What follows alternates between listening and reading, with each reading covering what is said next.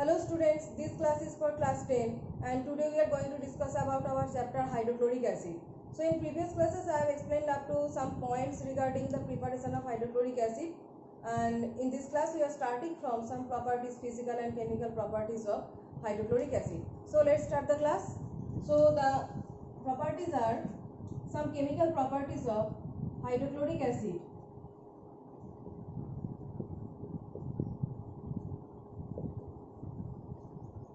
Chemical properties. So the first chemical property is combustion. Combustion means burning in oxygen, and hydrochloric acid is definitely a non-combustible gas. It does not burn in oxygen. Okay. So the first point is non-combustible gas. It does not burn in oxygen and it also does not help in burning. Okay. So it is a non-combustible gas. The second point is thermal decomposition.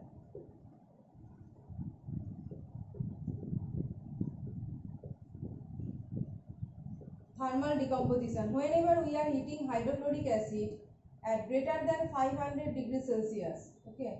See, this is very high temperature. Whenever we are heating hydrochloric acid or hydrogen chloride gas at very high temperature, 500 greater than 500 degrees Celsius, it is producing hydrogen gas and chlorine gas. Okay, it is producing hydrogen gas and chlorine gas. When you are heating at very high temperature, it is breaking actually. So this is the thermal composition of hydrogen chloride gas. And the third point is reaction with ammonia. Reaction with ammonia. When HCl reacts with ammonia, okay, it produces ammonium chloride, and this ammonium chloride is obtained as dense white fume. It is obtained as dense white fume. Okay.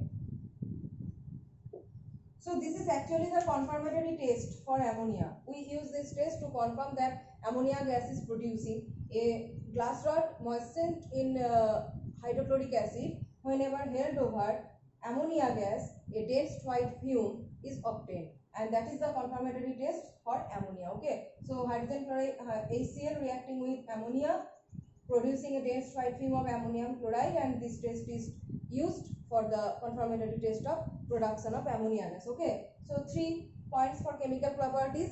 Next we are coming to the reactions with metals.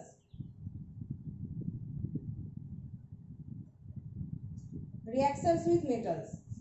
The fourth point is reactions with metals.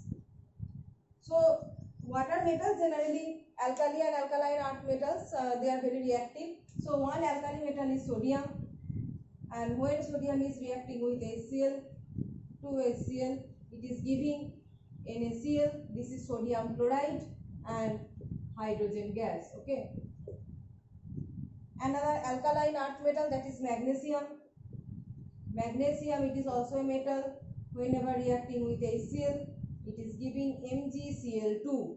MgCl2, that is magnesium chloride, and H2, that is hydrogen gas. Okay. So this two are some reactions with the metals. Now hydrogen chloride gas is actually acidic in nature. Okay. HCl is actually acidic in nature. Now why is it acidic? Whenever we dissolve hydrochloric acid in water, it can conduct electricity. Now the question is why it conducts electricity in water. So the fifth point is acidic property. Acidic property. So HCl reacting with water, giving H3O plus and Cl minus. When a solution can conduct electricity, when a solution contains some free ions, like these ions, this is positive cation, this is an ion. When some solution contains some ions, it can conduct electricity. HCl is actually a covalent molecule. Okay, it is not ionic, it is covalent. HCl is actually a covalent molecule, but when we dissolve hydrochloric acid in water, it produces H3O plus and Cl minus ion. Due to the production of these ions, hydrogen chloride gas in water solvent can conduct electricity. Now, how this H3O plus ion is formed?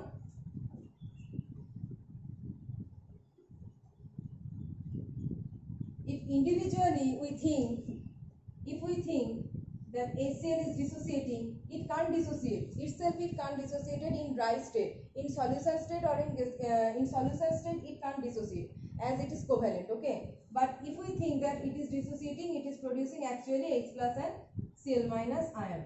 This H plus ion reacts with water, okay. This H plus ion reacts with water and produces the H2O plus H plus, that is H3O plus ion. H3O plus ion, this is known as hydronium ion. This is known as hydronium ion. So, HCl is actually covalent, but whenever dissolving in a polar solvent like water, it is producing this H3O plus, that is the hydronium ion. Production of this hydronium ion proves that HCl contains this H plus ion. Definitely, if HCl does not contain this H plus ion, it cannot form this H3O plus ion, okay. So formation of H2O plus ion in water proves that HCl contains one H plus ion. So HCl is giving this one H plus ion, so it is termed as monobasic acid. It is termed as monobasic acid, okay. It is termed as monobasic acid. When one H plus ion is given, it is monobasic acid. If some acid can give 2 H plus and it is dibasic acid, etc. like this, okay.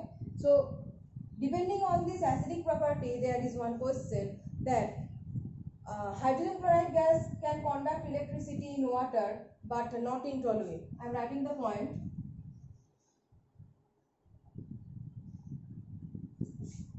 The point is HCl can conduct electricity. HCl can conduct electricity in water but not in toluene. Toluene is a solvent, okay. Toluene is a solvent where toluene is a non-polar solvent, okay. It is non-polar. Toluene is a non-polar solvent, water is a polar solvent, while HCl is a covalent molecule. So being a covalent molecule, it cannot dissociate or form ions in a non-polar solvent.